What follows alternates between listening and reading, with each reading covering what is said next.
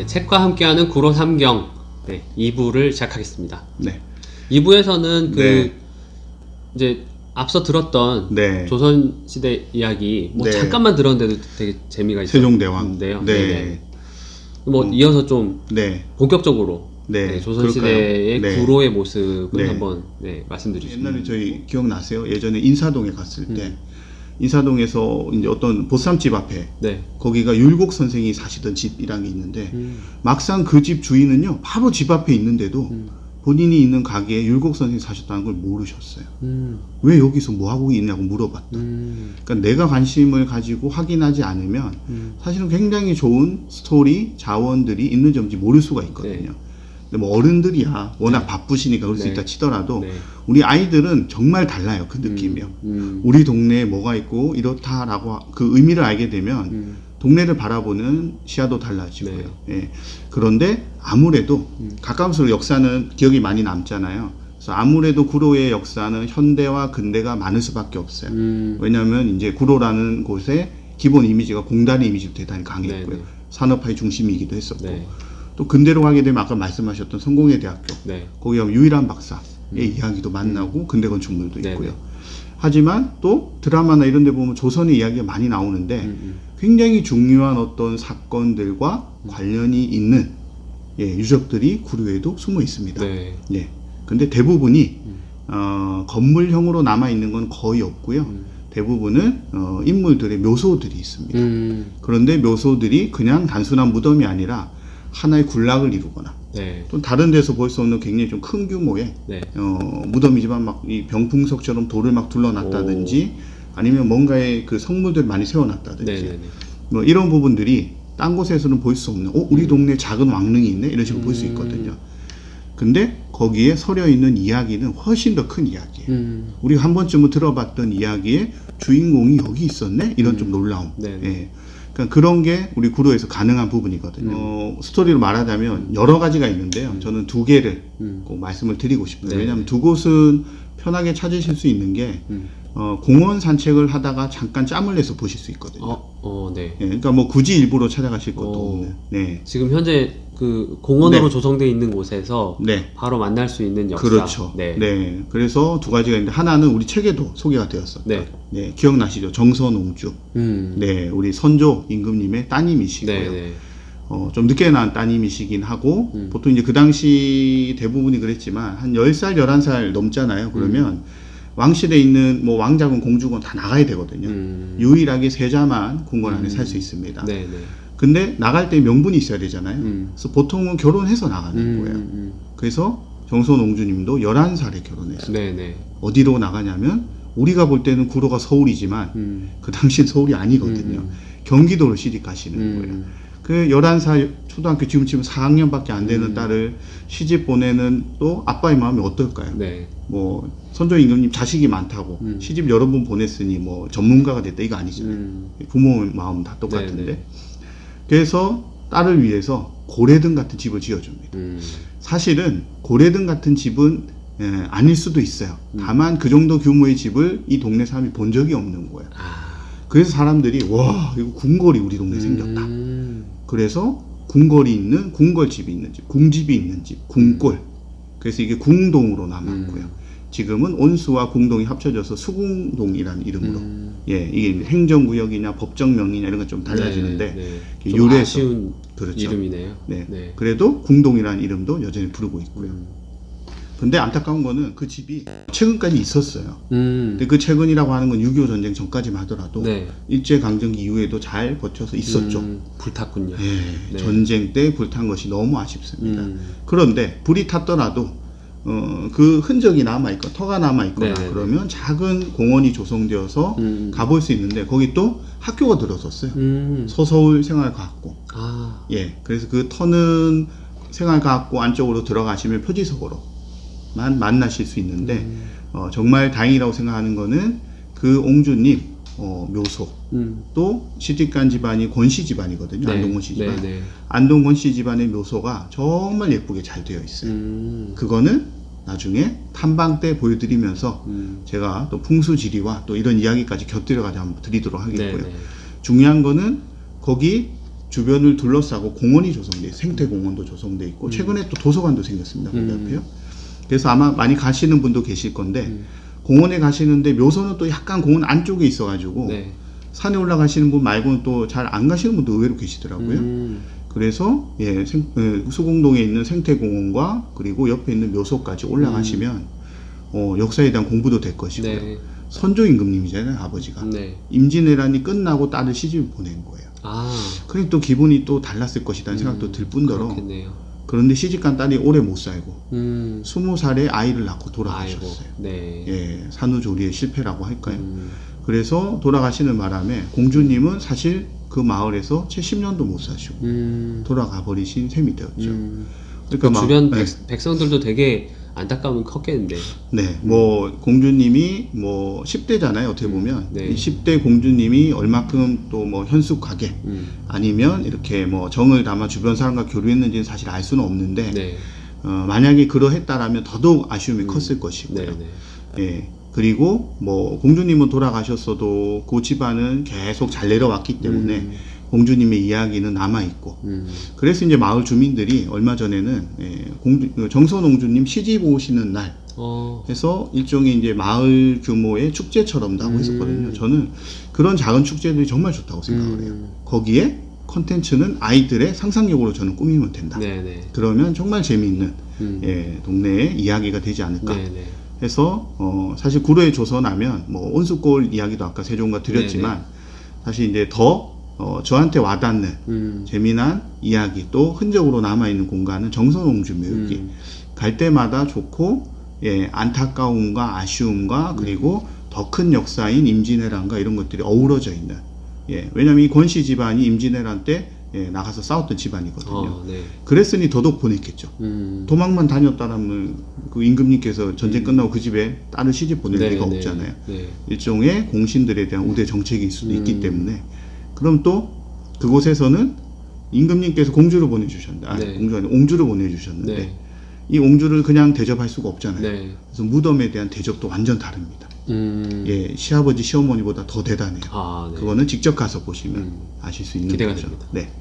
그래서 뭐 요 이야기 하나를 드리고요. 두 번째는 유순정 묘육이라고 있습니다. 네.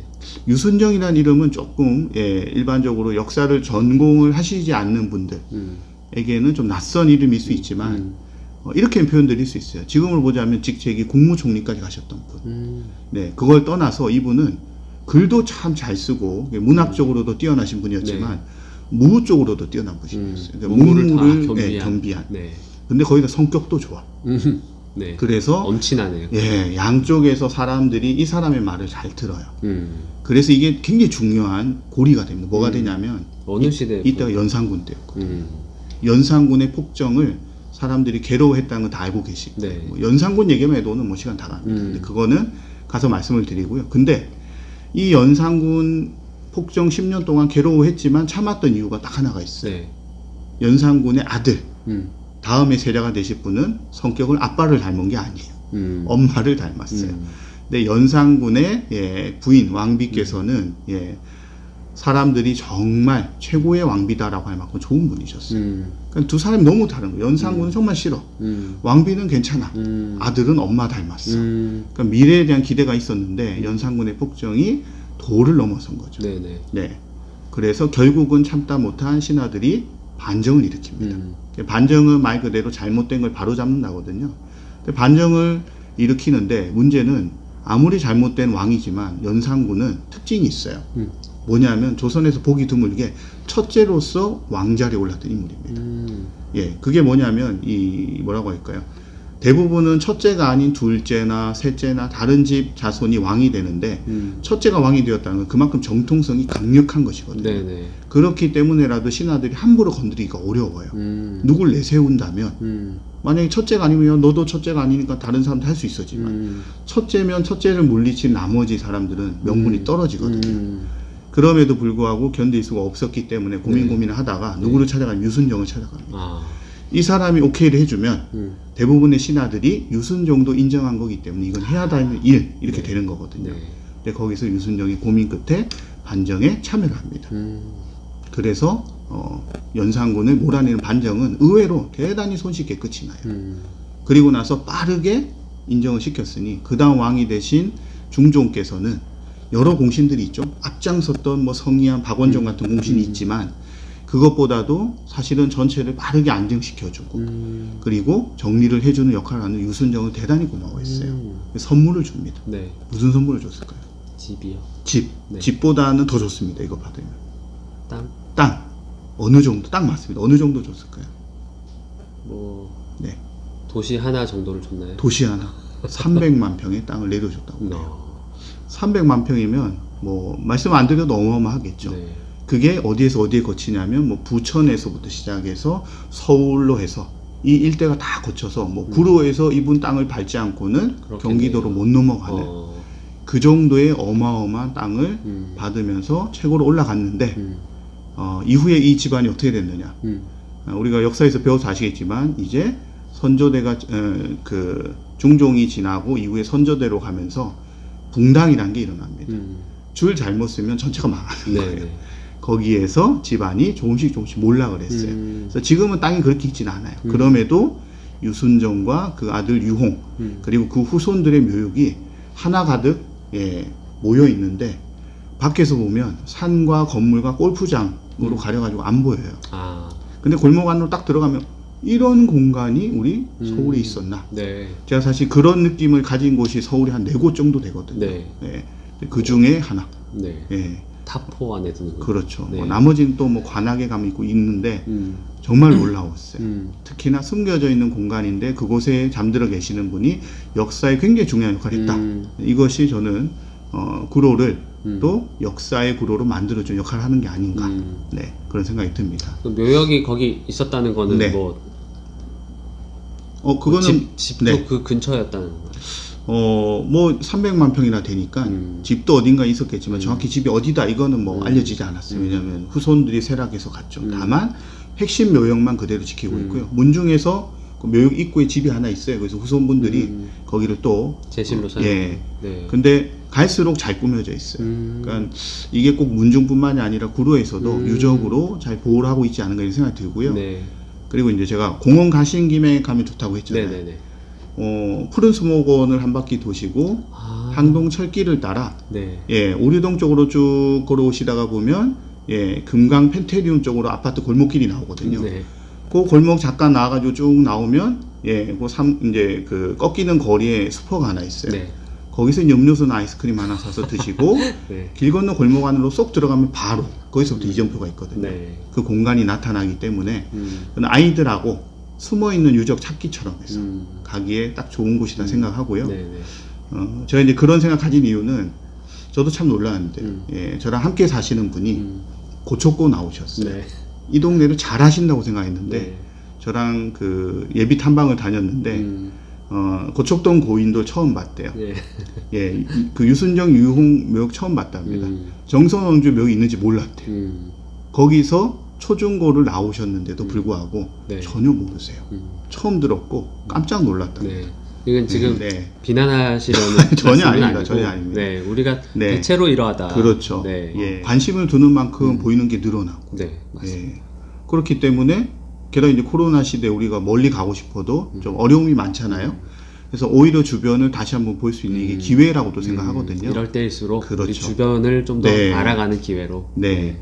그 아이들은 좀 큰 것들에 관심을 가지는 경향이 커요. 예를 들면 이순신이면 좋은 거죠. 근데 이순신이 아닌 다른 장군은 처음 들어보거든요. 네. 하지만 그분의 생애를 타고 들어가서 보면 참 가슴 뭉클하고 아 그랬구나라는 걸 알 수가 있거든요. 네. 근데 구로에서는 이런 역사에 아주 중요한 획을 긋는 순간들도 있었고 또 시집온 옹주 우리 아이들하고 마음이 통하잖아요. 초등학교 4학년 때 결혼해서 이곳에 네. 와서 살면서 어땠을까 네. 그런 마음도 생각해 볼 수 네. 있고요. 네. 그러니까 그런 것들을 연결해 가는 과정이 역사를 우리가 보는 게 아닐까 싶고요. 네. 보통 우리 그 네. 비기즘이라고 하는데 큰 것들, 네. 아주 거대한 것들, 네. 네. 이런 것들을 숭상하거나 뭐 이렇게 가치를 좀 더 있다고 두거나. 네. 네. 보통 아이들한테는 뭐 물론 그런 것들이 어른이건 아이건 다 흥미로울 수밖에 없지만 네. 우리 자라나는 아이들은 오히려 그 반대쪽 측면을 네. 좀 더 자세히 들여다 봐주고 관심 가져주는 그런 또 감수성이 필요할 것 같아요. 맞아. 이 두 곳이 조선시대의 아주 중심축을 바치는 그렇게 딱 따지고 보면요. 구로는 조선 정기와 관련이 많은 거예요. 그러네. 세종의 이야기가 있고요. 연산군이 네. 있고, 예, 그리고 선조가 네. 있으니. 그럼 이제 하실 일이 생긴 거죠. 조선 후기도 있는데, 네. 우리가 아는 영조, 뭐 정조, 또는 이제 마지막 오면 고종까지 있는데, 네. 그것과 관련된 장소는 혹시 없을까? 찾아보시는 게 하셔야 될 역할입니다. 네. 답은 안 드립니다, 제가. 예, 네. 그거는 쉽게 찾으실 수 있기 때문에. 예. 저희 다음 시간에는 어떻게? 다음 시간에 이제 직접 나가야죠. 네. 예. 그래서 탐방을 갈 거고요. 말씀드린 것처럼 깃발 들고 있으면 촬영하나 보다 이렇게 보시면 되고요. 네. 구로의 조선이 핵심적인 키포인트지만 말씀드렸던 뭐 고인돌이나 이런 공간들은 잠깐 저희가 또 소개는 해드리도록 하겠습니다. 네. 예, 반가운 장소 또는 우리 동네 이런 곳이 있어 이것을 찾아보는 두 번째 시간 네. 탐방온 기대 많이 해주시고요. 네. 다음 시간에 그러면 뵙도록 하겠습니다. 밖에서 뵙겠습니다. 네. 네, 고맙습니다. 감사합니다.